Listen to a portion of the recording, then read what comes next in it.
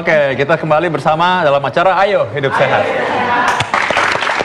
Nah, kita kali ini sudah kehadiran Dr. Ziki, seorang spesialis saraf. Halo Dr. Ziki. Halo. Kita lagi bahas mengenai orang cepat ngantuk misalnya, orang banyak tidur misalnya ya. Nah, tadi mengenai pertanyaan Facebook ya, orang yang katanya orang sakit jantung, tapi gimana kalau kebanyakan tidur? Sebenarnya kalau misalkan orang sakit jantung, kita tentu bisa periksa fungsi jantungnya dan kapasitas fungsionalnya. Artinya seberapa jauh orang ini bisa beraktivitas, dan tentunya harus beraktivitas. Karena banyak tidur juga berhubungan dengan risiko penyakit jantung yang lebih berat, bisa juga risiko untuk kematian juga lebih tinggi. Tentunya harus tetap beraktivitas ya Dr. Ziki ya. Yang sama juga seperti halnya kalau misalkan orang mungkin ada penyakit saraf tertentu yang menyebabkan orang suka ngantuk dan kebanyakan tidur, dokter. Iya, jadi memang ada yang namanya hipersomnia, kita bilang tadi disebut oleh Dr. Isma ya. Jadi itu ngantuknya di tempat di waktu-waktu yang seharusnya orang nggak ngantuk. Ya, seperti itu kasarnya.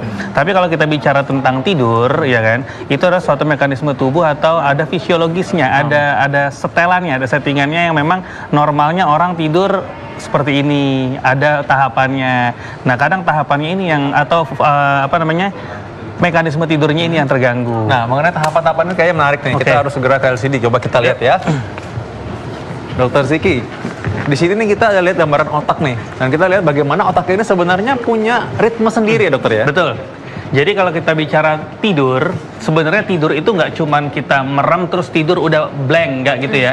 Jadi ketika kita tidur itu ada yang namanya aktivitas listrik otak juga diaktifkan di sana.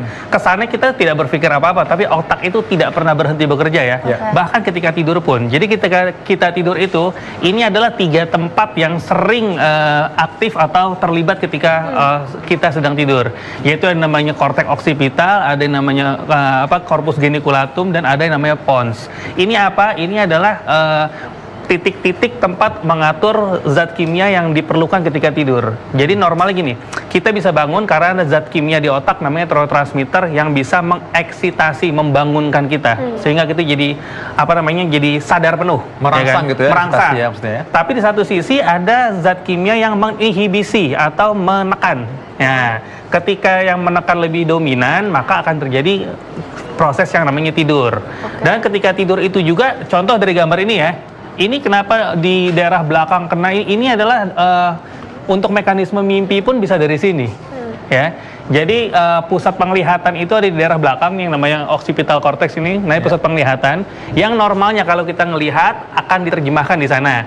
Tapi kan kalau kita tidur sebenarnya kan kita tidak melihat apa-apa.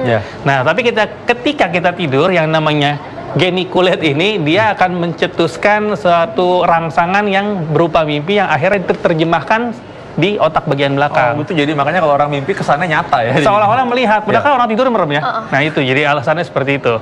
Boleh kita lihat slide berikutnya lagi?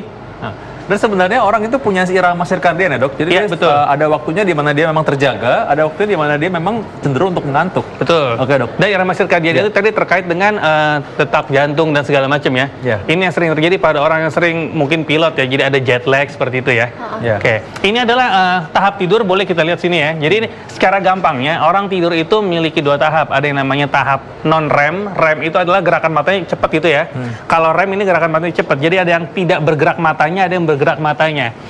Normalnya ada 4 siklus ketika kita tidur ya. Satu siklus putaran ini kurang lebih sekitar 90, 70 atau 90 menit ya.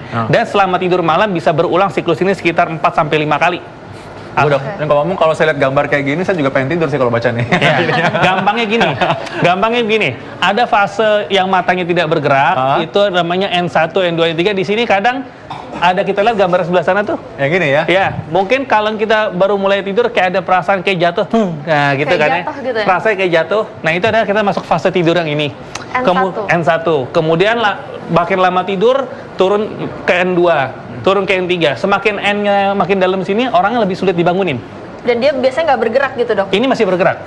Yang tidak bergerak adalah ketika masuk fase REM. Nah di sini ya, di REM ini pasiennya ini tidak bergerak, lumpuh ya, seolah-olah lumpuh lemas, tapi matanya bergerak-gerak.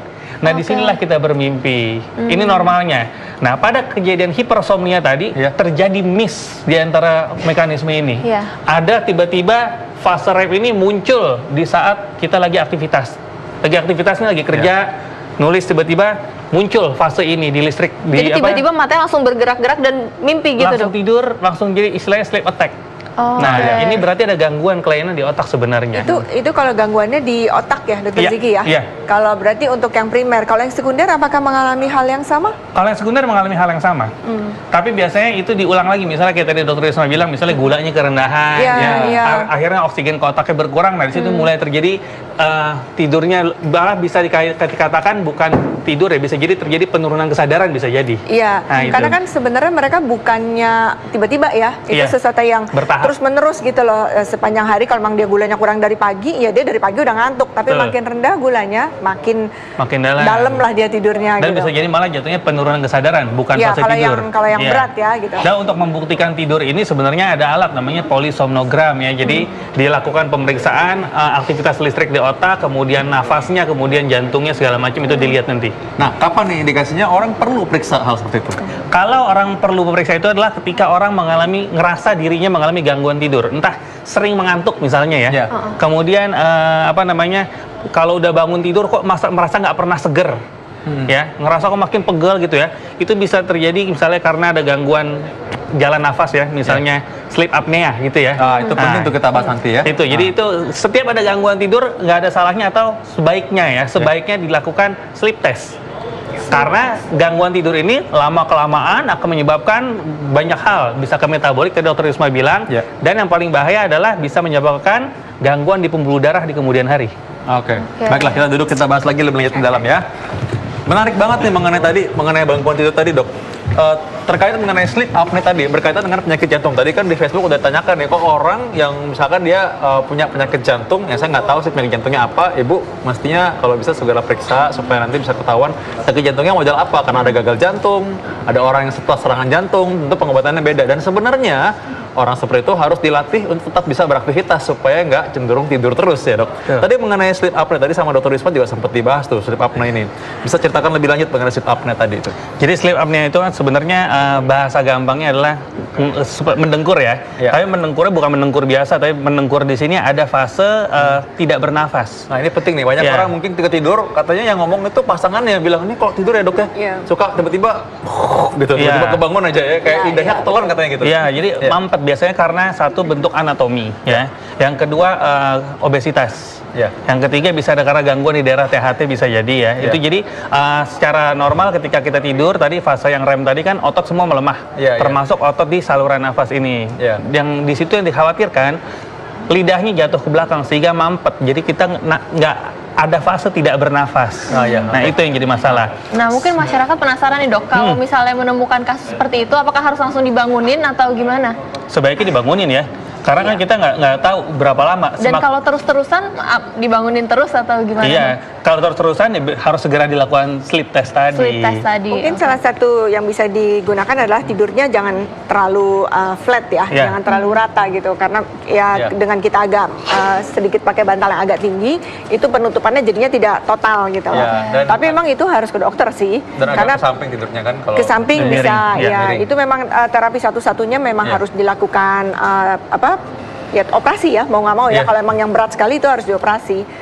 Untuk penggunaan alat tertentu ada CPAP yang bisa membantu. Ini kebetulan Dr. Risma udah jawab nih, Dr. Risma. Mungkin Dr. Risma bisa memberikan tip atau pesan-pesan pada masyarakat apa yang harus dilakukan apabila merasa bahwa ini kok tidurnya kayaknya agak terlalu berlebihan nih, Dok. Yang pertama sih kita lihat dulu, emang benar ini tidur berlebihan atau memang dia banyak aktivitas di malam hari sehingga siangnya banyak tidur. Karena yang lebih dibahas pada hipersomnia itu sebenarnya tidur siang hari, itu yang aneh kan gitu. Kalau tidur malam ya itu biasa gitu loh. Jadi harus dilihat dulu aktivitas hariannya dia bagaimana. Kalau memang aktivitas di hariannya dia malamnya banyak bekerja sehingga siangnya tidur, ya itu nggak hipersomnia juga gitu, itu nggak apa-apa gitu. Tapi kalau misalnya udah malamnya tidurnya panjang, siangnya juga tidur lagi, nah itu kan aneh gitu. Ya itu memang sebaiknya harus ke dokter juga sih, karena kita harus lihat secara laboratorium apa sih yang salah gitu ya. Tapi sebelum itu mencapai ke dokter, diperhatikan sendiri dulu aktivitas harian saya udah bener apa belum, makanannya gimana udah bener belum. Kayak tadi sarapannya, tadi dokter Sheila makan apa ya? Nasi kuning. Nasi kuning ya, itu kayaknya nasi doang ya isinya ya. Ada telur satu. Oh, ada telurnya, baik. Sama kerupuk ya. Ada telur satu loh. Jadi kalau memang banyakkan karbohidratnya, itu memang cenderung ngantuk. Kenapa? Karena karbohidrat itu akan mencetuskan suatu zat di otak yang serotonin yang akan membuat orangnya cenderung lebih rileks. Jadi itu juga harus diperhatikan, apa makan paginya kebanyakan karbohidratnya, terutama sumbernya tadi karbohidrat nasi sebenarnya, nasi putih ya, nasi merah atau gandum gitu kan. Itu kan sering apa ya, ketoprak tadi ada ya gitu, yang isinya mungkin cuman apa sih, bihun sama lontong sama kacang gitu kan gitu. Jadi itu juga harus diperhatikan. Perhatikan itunya dulu. Kalau itu udah diperbaiki, tidak ada perbaikan, nah silakan datang ke dokter. Iya, itu salah satunya tadi sleep test tadi ya. Sleep test tadi, ya. Oke. Oke, baik Dokter Fitri.